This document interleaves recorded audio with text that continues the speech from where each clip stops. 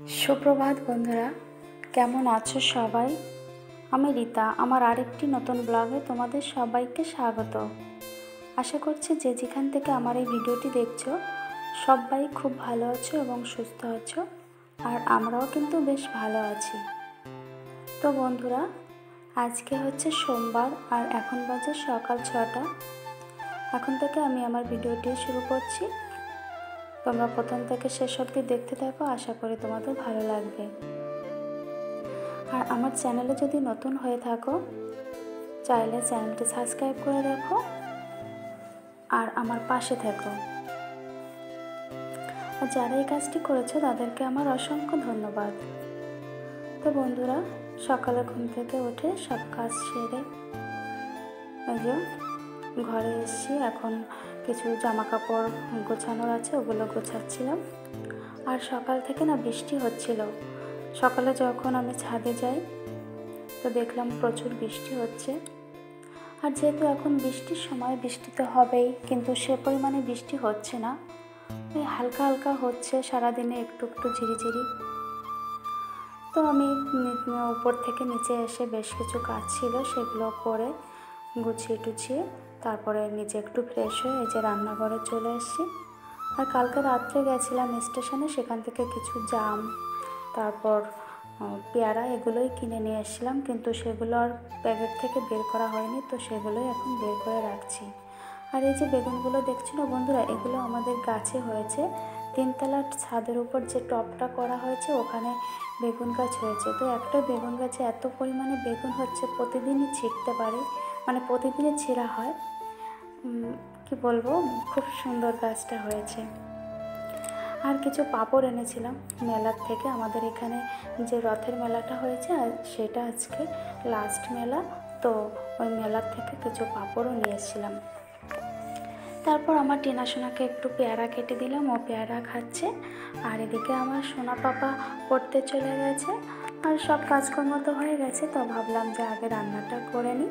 আর আজকে সকাল সকাল রান্নাটাও করে নিচ্ছি, কারণ আমাকে একটু বেরোতে হবে রান্না করার পর 10টা সাড়ে 10টা নাগাদ। তো বাইরে কোথাও মানে কোনো কাজে গেলে না, সেখান থেকে বাড়িতে এসে আবার রান্না করতে বেশ দেরি হয়ে যায়। তাই জন্য যেদিন আমি বাইরে যাই বা মানে বাজারঘাট সবই থাকে, তখন কিন্তু আমি সেদিনই সকালে রান্নাটা একবারে কমপ্লিট করে ফেলি। সকালে রান্নাটা করা হয়ে গেলে কী হয় বলো তো, তারপর সারাদিনে টুকটাক যেসব কাজ থাকে ওটা নিজের মতন করে নিলিবিলি করা যায়। কিন্তু রান্নাটায় বেশ সময় লেগে যায়।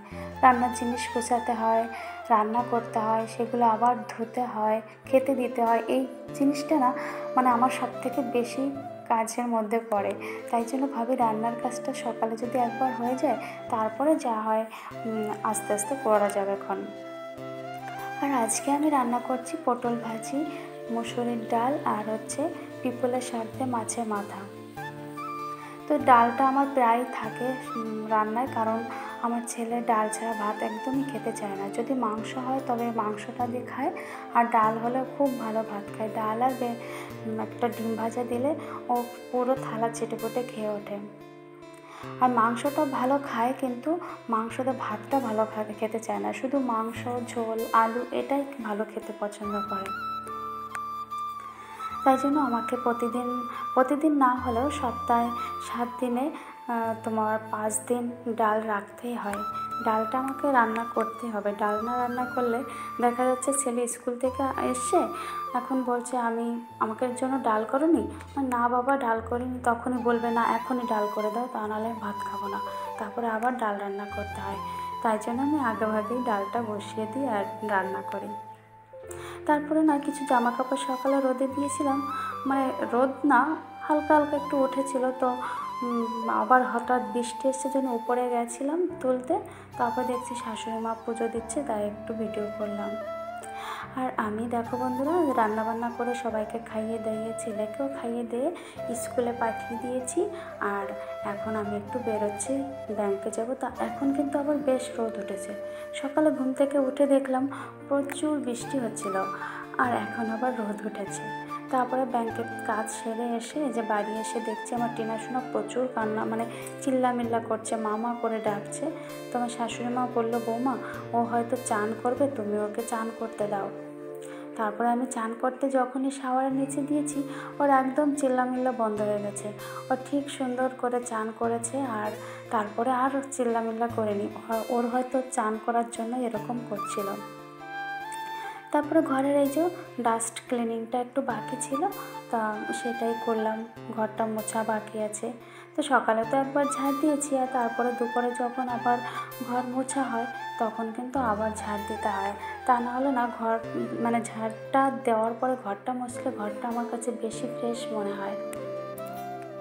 আর যতটা পারি ফ্রেশ রাখারই চেষ্টা করি। আমার ভালো লাগে গোছানো এবং পরিষ্কার করে রাখাটা আমার খুবই ভালো লাগে। আর দেখো আমার টেনাশোনা চান টান করেছে, তো ওর এখন ঘুম পাচ্ছে। মানে চান করা ও আমাদের মতনই হয়ে গেছে, জানো তো। সকালে যতক্ষণ না আমরা ঘুমিয়ে থাকবো, মানে না উঠবো, ততক্ষণ ও ওঠে না। আর যখন আমরা উঠে যাই ও কিন্তু ঘুম থেকে উঠে যায়। আবার দুপুরে খাওয়ার পরে যখন আমরা একটু শুয়ে থাকি তখন ও শুয়ে থাকে। ওকে যদি ডাইনিং থেকে ঘরে না নেওয়া হয় তখন আবার চিল্লামিল্লা করে। ও মানে আমরা যেরকমভাবে চলি ঠিক ওইভাবেই ও চলার চেষ্টা করে, কিন্তু ও তো খাঁচার ভেতর থাকে। ওর জন্য আমাদের মতো তো চলাফেরা করতে পারে না ঠিকই, কিন্তু আমরা যেভাবে ওঠা বসা খাওয়া দাওয়া করি ও ঠিক সেই টাইম মতোই করে। দেখো বন্ধুরা, আমার ঘরটা ঝাড় দিয়ে এই যে ঘরটাও প্রায় মোছাও হয়ে গেল। আর ঘর মোছা হয়ে যাওয়ার পরে দেখছি আবার ঝিরিঝিরি বৃষ্টি শুরু হয়েছে। তাই আমি এই যে আমার সেই গাছগুলোকে, মানি প্ল্যান্ট আর অ্যালোভেরা গাছটাকে বারান্দায় দিয়ে দিয়েছি। কারণ এখানে না বৃষ্টি হলে একটু বৃষ্টির ছেঁচ আসে, তো গাছগুলোর উপরে যাবে, তো ওরা ভালো হবে। মানে বৃষ্টি হলে গাছের উপর দিয়ে বৃষ্টিটা পড়লে আমার কাছে মনে হয় বেশ ভালো লাগে, ওরা প্রাণ ফিরে পায়। সেই জন্য আমি ওকে দিয়েছি। আর মানি প্ল্যান্টটা দেখো কয়েকদিনের মধ্যে খুব সুন্দর হয়ে উঠেছে, আর অনেক ফোট বেরিয়েছে। তো ছেলে বলছিল, মা একটা ফোট কেটে একটু আরেক জায়গায় লাগিয়ে দাও, আর একটা হবে। তাই আজকে সেটাই করছিলাম।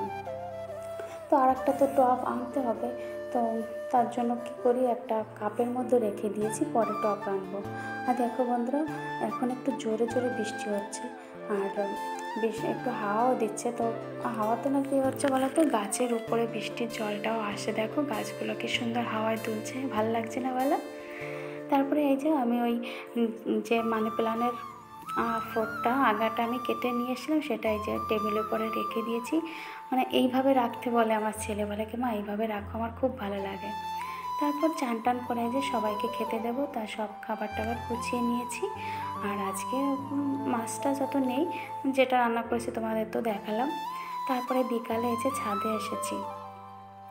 ছাদে এসে দেখো সন্ধ্যা লেগে গেছে, আর এখন আমি সন্ধ্যা দেব। তো বন্ধুরা, আজকের ভিডিওটি তোমাদের কেমন লাগছে অবশ্যই কিন্তু তোমরা জানাবে। ভালো লাগলে লাইক করো আর কমেন্ট করো, ঠিক আছে? তো দেখা হচ্ছে আবারও পরবর্তী ব্লগে। ততক্ষণে সবাই ভালো থেকো, সুস্থ থেকো, আর পরবর্তী দিনের জন্য ওয়েট করো। আবার তোমাদের সামনে নিয়ে আসবো নতুন আর একটা ব্লগ। তো চলো বন্ধুরা, আজকের মতো টাটা।